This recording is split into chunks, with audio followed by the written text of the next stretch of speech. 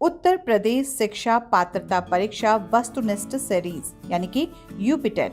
ये सीरीज उन अभ्यर्थियों के लिए है जो उत्तर प्रदेश शिक्षा पात्रता परीक्षा यूपीटेट में शामिल हो रहे हैं। इस सीरीज में हम रोजाना यूपीटेट की परीक्षा में पूछे जाने वाले प्रश्नों के समतुल्य 20 प्रश्नों पर विश्लेषणात्मक चर्चा करेंगे। यूपीटेट से संबंधित प्रश्नों का संपूर्ण संकलन प्रभात प्रकाशन की पुस्तक में दिया गया है।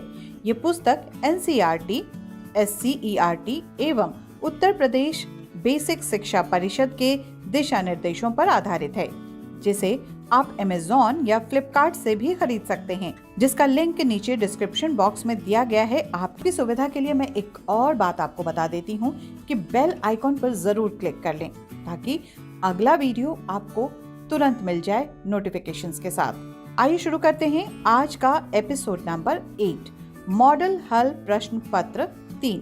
क्वेश्चन नंबर 1, यदि कोई बच्चा विद्यालय में हमेशा देर से पहुंचता है तो आप क्या करेंगे? ऑप्शन ए, उसे डांटेंगे ताकि वो ये गलती दोबारा न दोहराए। बी, प्रधानाचार्य को बताएंगे। सी, उसके माता पिता से संपर्क करेंगे। डी, बच्चे से बातचीत करके कारण जानने का प्रयास करेंगे। और इसका सही जवाब होगा ऑप्शन डी, किसी विद्यार्थी द्वारा सदैव देर से पहुंचने पर शिक्षक को सर्वप्रथम उन कारणों का पता लगाना चाहिए जिसके कारण विद्यार्थी हमेशा देर से विद्यालय पहुंचता है। तत्पश्चात उसके कारणों का उपचार भी करना चाहिए। क्वेश्चन नंबर 2, सतत एवं व्यापक मूल्यांकन से तात्पर्य है।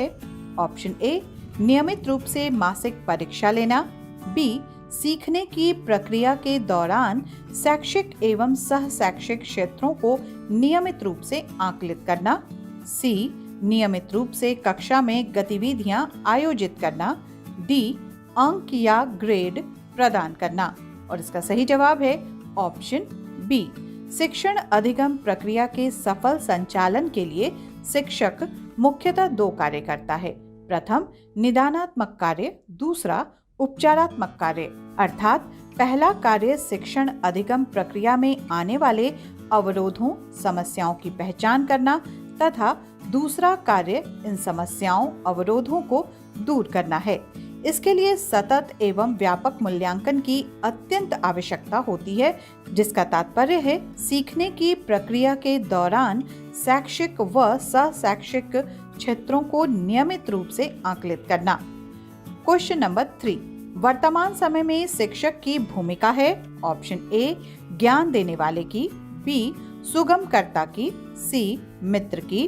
डी, प्रबंधक की। इसका सही जवाब होगा ऑप्शन बी, समय अनुसार शिक्षक की भूमिका बदलती रहती है, कभी परामर्श की तो कभी मार्गदर्शक की, परंतु आज के परिवेश में शिक्षक की भूमिका सुगमकर्ता की हो गई है, जिसमें शिक्षक छात्र को इस प्रकार अधिगम कार्य कराते हैं जिससे छात्र आसानी से समझ सके। क्वेश्चन नंबर 4, किशोरावस्था के बच्चे किस प्रकार की समस्या का सामना करते हैं?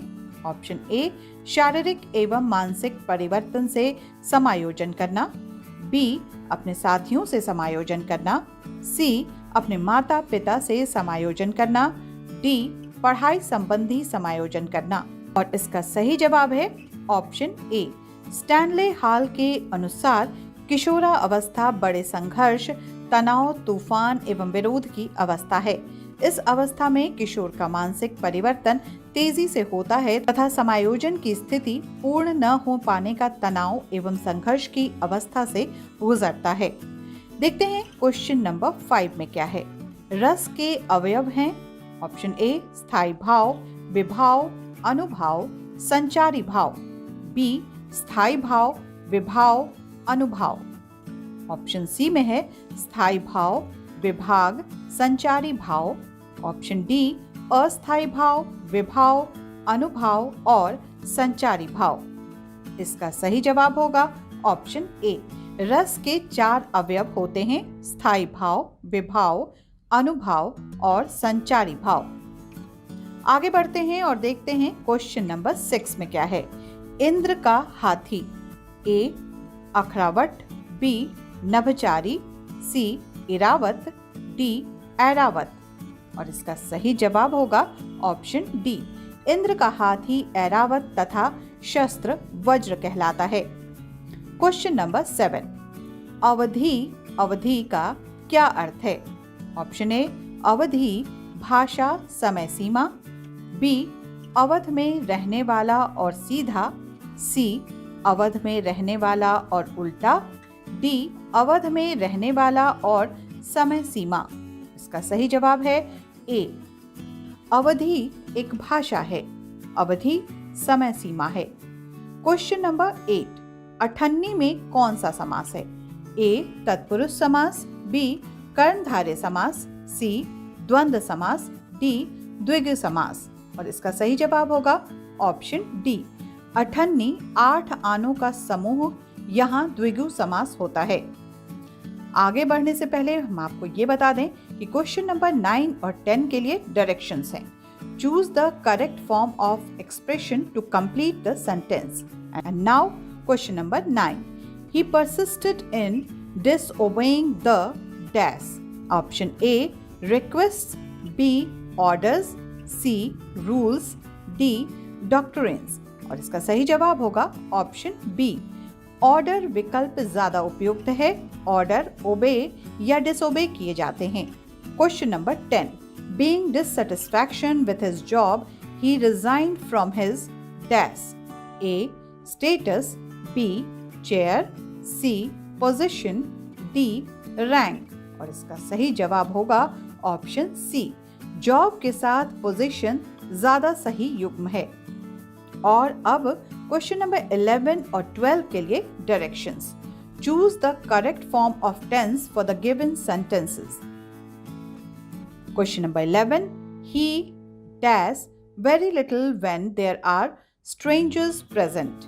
Option A, had always spoken, B, was always speaking, C, is always speaking, D, always speaks। और इसका सही जवाब होगा ऑप्शन डी, वाक्य प्रेजेंट इंडेफिनिट में है, अतः ऑलवेज स्पीक्स का प्रयोग होगा। किसी बात की आदत बताने के लिए प्रेजेंट इंडेफिनिट टेंस प्रयोग होता है। Question number 12, my brothers dash to Kampala next year. A, will go, B, had gone, C, has gone, D, went.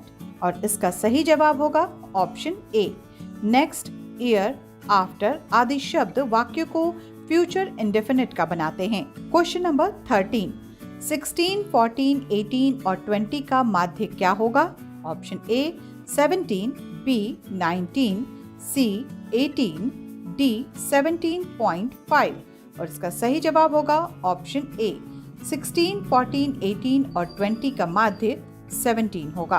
Question number 14, एक त्रिभुज का परिमाप होता है। ऑप्शन ए, शीर्ष लंब की लंबाई के बराबर, बी, शीर्ष लंब की लंबाई से बड़ा, सी, शीर्ष लंब की लंबाई से आधा, डी, शीर्ष लंब की लंबाई से छोटा। इसका सही जवाब होगा ऑप्शन बी, त्रिभुज की संगत भुजाओं में प्रत्येक ही लंबाई शीर्ष लंब की लंबाई से बड़ी होती है। त्रिभुज का परिमाप प्रत्येक दशा में शीर्ष लंब की लंबाई से बड़ा होगा। क्वेश्चन नंबर 15, यदि एक टंकी में 80 लीटर पानी आता है तो आधी टंकी में पानी की मात्रा कितनी होगी? ए, 40 लीटर, बी, 30 लीटर, सी, 50 लीटर, डी, 60 लीटर। और इसका सही जवाब होगा ऑप्शन ए, पूरी टंकी में पानी की मात्रा 80 लीटर है तो आधी टंकी में पानी की मात्रा 40 लीटर होगी। और अब देखते हैं क्वेश्चन नंबर 16 में क्या है। पहली 5 अभाज्य संख्याओं का योग है। ऑप्शन ए 11, बी 18, सी 26 और डी 28।